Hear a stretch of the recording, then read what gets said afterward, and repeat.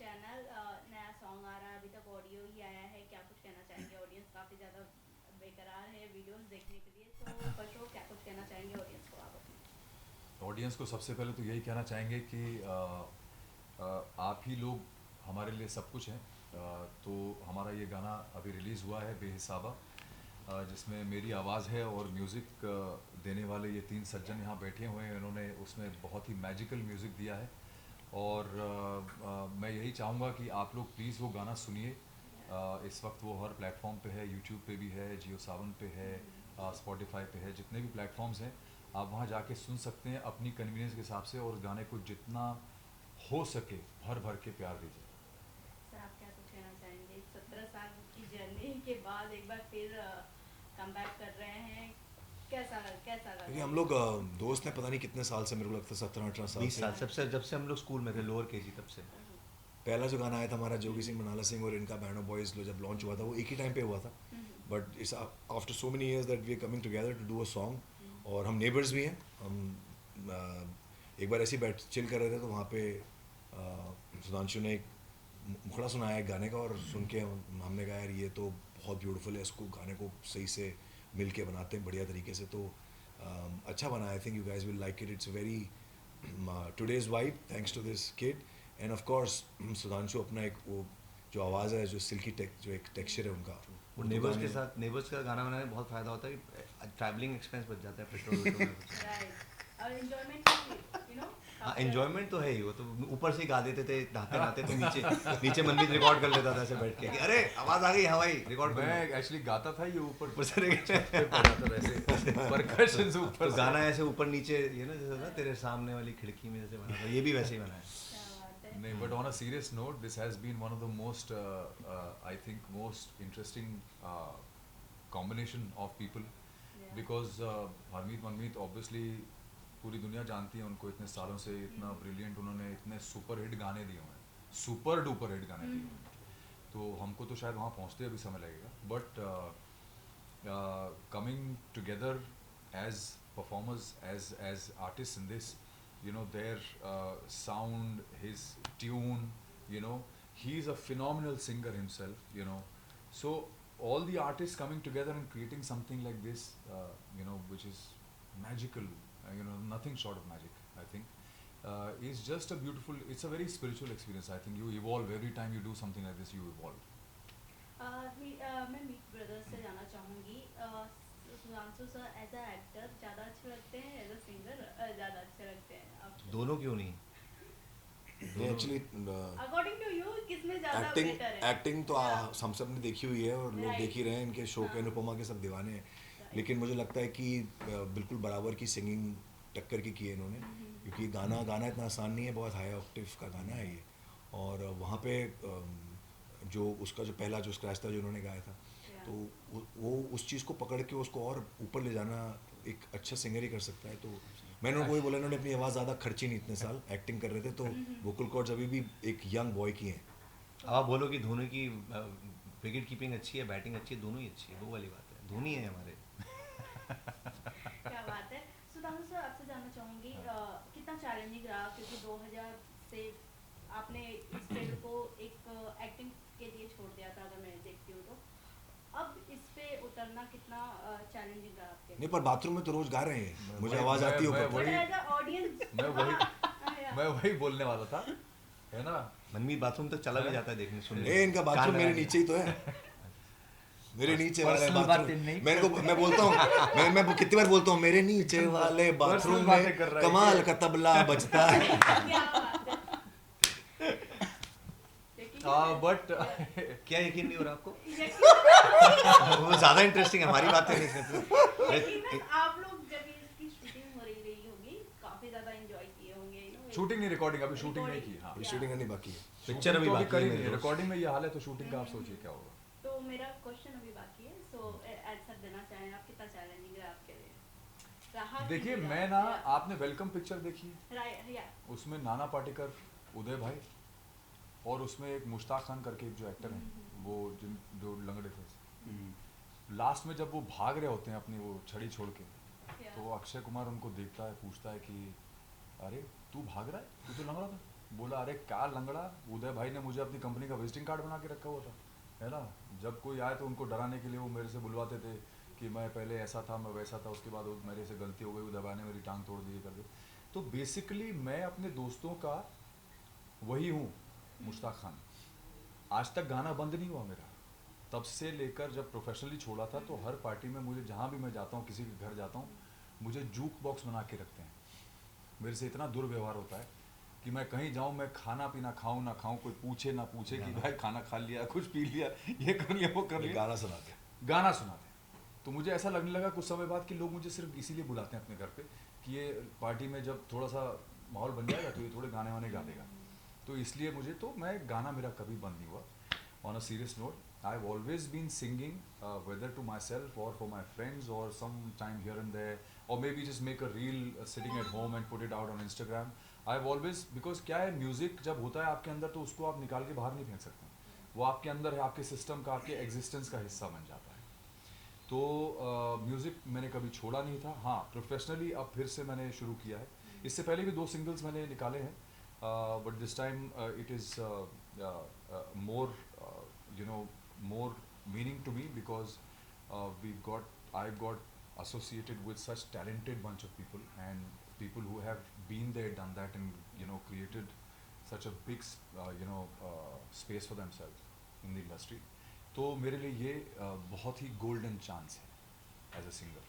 Sir आपसे जानना चाहूँगी, मैंने कहीं एक आर्टिकल में सुना था कि आप बहुत कम टाइम में as a Meet brother song create कर लेते हैं, बट एआई का भी ज़माना है, तो कितना बेनिफिट और कितने लॉस रहते हैं, कुछ बताना चाहें आप?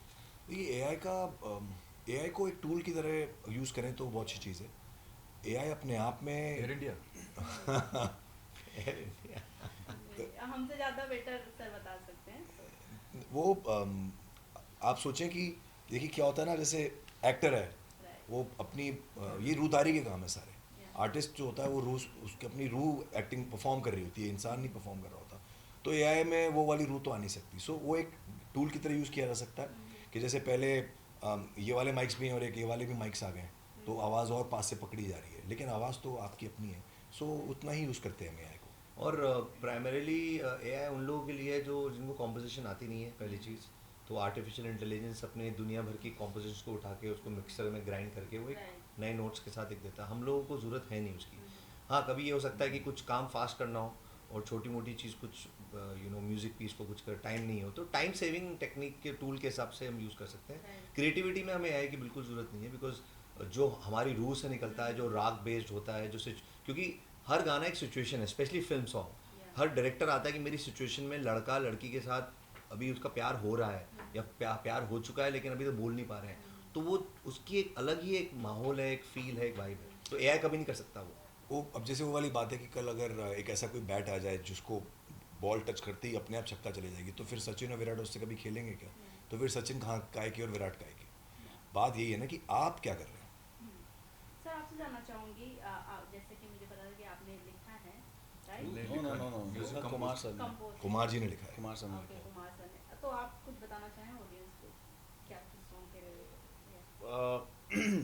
मैं आई थिंक सर लोगों ने इतना कुछ बोल दिया, मेरे कुछ ज़्यादा बोलने का रह नहीं गया, and they are the best people जो इसको सबसे अच्छे से इसकी व्याख्यान कर सकते हैं। बट मैं अपना बस एक पीस ज़रूर ये कहना चाहूँगा दैट इस गाने को जो आइडिया कंसेप्चुलाइज हुआ था से लेकर अब जो फाइनल प्रोडक्ट जो बाहर अब रिलीज़ हुआ है, वो ना इट्स लाइक उसकी ट्रेजेक्टरी ऐसे गई है ऊपर। एंड मेरे लिए वो पूरा एक्सपीरियंस इतना ज़्यादा एजुकेशनल रहा है, अभी भी है। ये सब मेरे लिए बहुत नया है। I am very new to all of these things. मैं अभी इनफैक्ट बीच में सर से भी पूछ रहा हूँ, सर मैं कुछ गलत तो नहीं बोल रहा हूँ, कुछ ज़्यादा तो नहीं बोल रहा हूँ, कम तो नहीं बोल रहा हूँ। बट ये मतलब मैसिव मतलब वो अंडर स्टेटमेंट ही रह जाएगी, मैं जितनी बार भी थैंक यू बोलूँ, to be very honest. But Sudhanshu sir, Manmeet sir, Harmeet sir, मेरे लिए तो बहुत बहुत बड़ी अपॉर्चुनिटी है ये कि मैं आज इन लोगों के साथ बैठा हूँ यहाँ पे, एक ऐसा गाना जिस पे मुझे इन लोगों के साथ काम करने का मौका मिला है। दैट्स वो अपने आप में बहुत बड़ा अचीवमेंट है। And I am really really thankful to God for bringing me to this moment जहाँ पे मैं आज इन लोगों के साथ बैठा हूँ। And you know not that मतलब मैंने तीर नहीं मार लिए हैं, लेकिन I am just saying that it's a start for me, it's a huge massive start for me, and I am extremely happy about it. मैं पिछले सवाल से इसको कनेक्ट करता हूँ आपके लिए कि आपने आर्टिफिशियल इंटेलिजेंस का पूछा था, तो मैं आपको यही कहूँगा कि आर्टिफिशियल इंटेलिजेंस आर्टिफिशियल उसमें शब्द में ही आर्टिफिशियल है, तो वो कभी रियल नहीं हो सकता। क्या बात है। इंटेलिजेंस तो इंटेलिजेंस ही रहेगी, और जो टैलेंट है वो टैलेंट ही रहेगा। तो जो टैलेंट है उस चीज़ को कोई भी चीज़ दूर नहीं हटा सकती। तो टैलेंट के बिना तो काम कभी भी, तो स्किल हमेशा, आज ये इतना हम ह्यूमिलिटी के साथ कह रहा है कि मैं इनके बीच में बैठा हूँ, but it's not because of us, it is because the almighty who has given him such amazing talent. Initiate इन्होंने ही करा था, Skill. तो जो धुन आई थी जो उन्होंने हाँ. सुधांशु जी को सुनाई थी, वो क्रेडिट गोज टू हिम कि he came up with few beautiful notes. Yeah. उसको हम लोग आगे तक ले गए, निभाया whatever, but see it's a big contribution कि एक ऐसी चीज़ को इसने पैदा करा जो कि इट्स नाउ साउंडिंग वेरी, और ये अभी भी नहीं जानता कि अगर ये किसी फिल्म में बड़े एक्टर के ऊपर और जब आगे चल के लगेगा ये गाना, तो वो बहुत ही बड़े लेवल पे जा सकता है, and then he can, you know, he can be a national sensation. I So mean he's Sudhanshu famous is already, because but he will also be. मैं आप तीनों से जानना चाहूँगी, अब जो जनरेशन चल रहे हैं, पुराने गाने 90s के सॉन्ग को रिमिक करके उसे नया वर्जन देके ऑडियंस के बीच में रखा जा रहा है, बट कहीं ना कहीं जो ऑडियंस जो पुराने गाने सुन रही है, कहीं ना कहीं इरिटेट हो रही है उस गाने से। कौन से गाने से?